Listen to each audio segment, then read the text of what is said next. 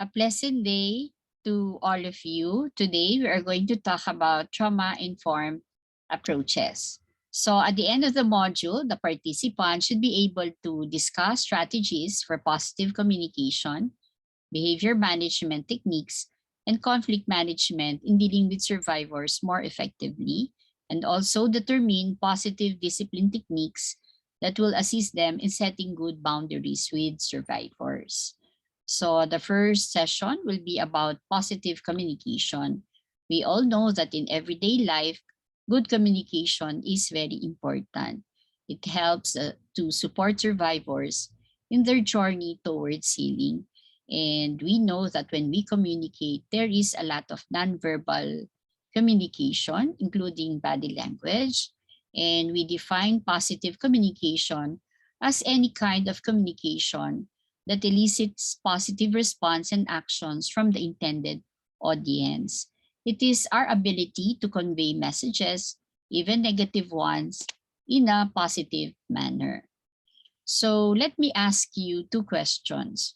What are some ways that people communicate without using words? Secondly, what are some of these nonverbal cues we use to show others that we are listening?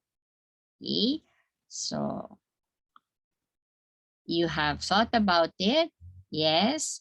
Some of these examples can be open posture, can be facial expressions, your eye contact, and even your gesture, such as nodding the head, and also a pat on the back, but make sure that this is not a trigger for the child.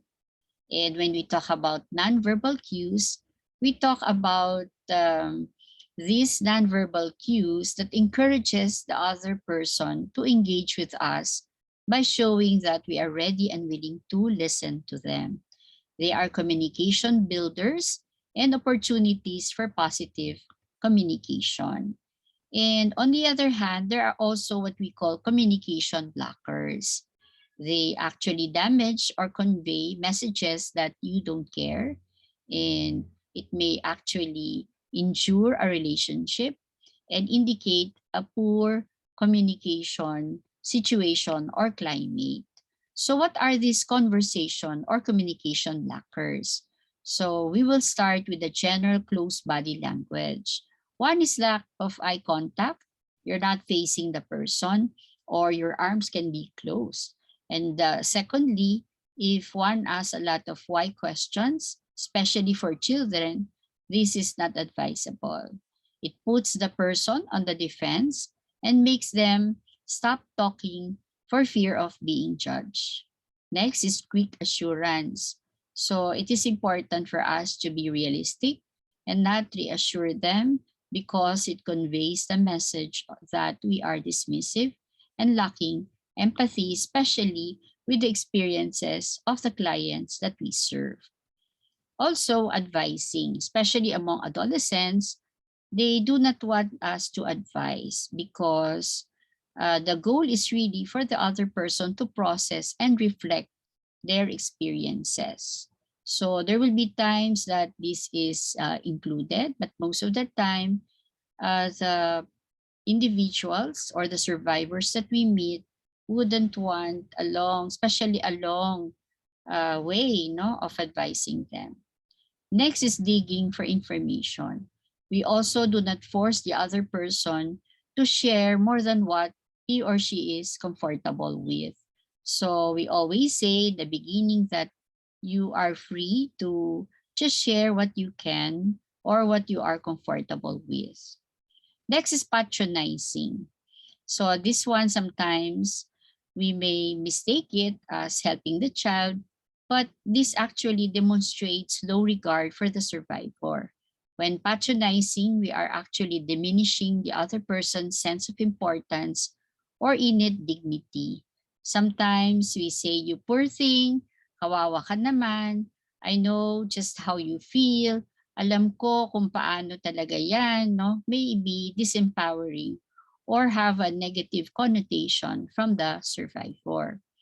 Next is preaching. Regardless of age, most would not appreciate preaching if it is not in that context. Okay, so all they need most of the time is somebody who would listen and not preach what they should and shouldn't do. Next is manipulation. Sometimes passive aggressive means that we are actually manipulating. No? So this is how someone should respond or towards a preferred response without consideration of the view of the other person. So we just consider our own response instead of the response of the child. Interrupting, this is when one person begins to speak even before the other person is finished making a point. So we listen first to them before we do all the talking, because it gives a message that what you have to say is more important than what the other person will say or what the survivor will say. Okay, so those are communication blockers. Now, let us talk about what helps. Okay, so we know what helps would actually be empathic listening and also active listening. So these are some of the examples. The nonverbal cues, race stating, we have minimal encouragers, emotional labeling, validation, and even silence could actually help the survivor. So nonverbal cues. Okay, so we have positive nonverbal cues that encourages the child to engage in conversation with a service provider. So we have good eye contact, the way we talk to them, facing the person, open body language, even leaning forward or nodding our head could actually help and encourage the child to respond to us. And if you paraphrase what you have heard in your own words, it may actually sound nice, no, from the point of view of the survivor when we restate what they have said. And we also use some encouragers. They can be minimal. They may not be outwardly so big. Tells a child that you are still listening and you want the child to continue. Aha. Yes. Okay. Ano pa? Ganon, no? So, these are minimal encouragers. And also, emotional labeling is very important because it helps the speaker look at the situation correctly, and it could be corrected by the person you are talking to. And it also helps the child or the survivor to be empowered because there is what?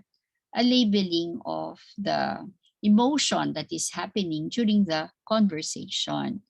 Next is validation. It helps the receiver of the message feel appreciated, brave, and good. Okay.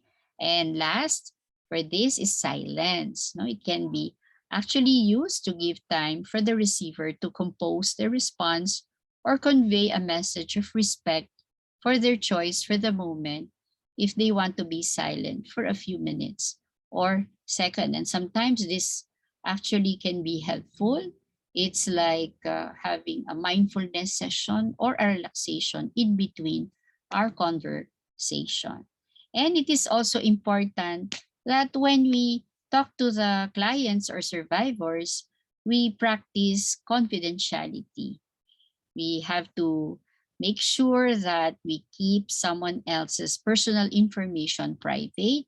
Actually, in the beginning of our conversation, we say, all of this will be confidential. It's between you and me, except when there are circumstances that will make us say that there is an emergency. So these are exceptions to confidentiality. There is danger to self, there is danger to others, and there is a known abuse of someone else because we are required by law to report and make sure that they are safe. And other information that would necessitate emergency measures, then we really have to break the confidentiality and report accordingly and ask for help. Okay, so thank you very much and a pleasant day.